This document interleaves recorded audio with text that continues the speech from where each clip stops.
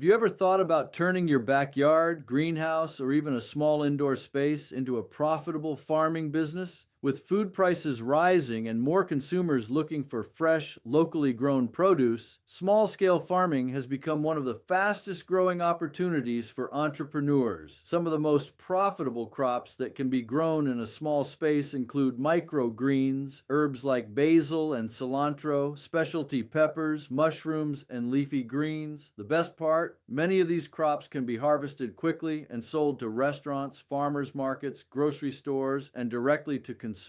But here's where many people get stuck. They know what they want to grow, but they don't have the money to get started. The good news is that there are funding options available. Depending on your situation, you may qualify for agricultural loans, microloans, equipment financing, or other funding programs designed to help farmers and entrepreneurs purchase greenhouses, irrigation systems, hydroponic equipment, seeds, and other startup necessities. Before applying for funding, take a few important steps. First, create a simple business plan. Know exactly what you plan to grow and who your customers will be. Second, calculate your startup costs.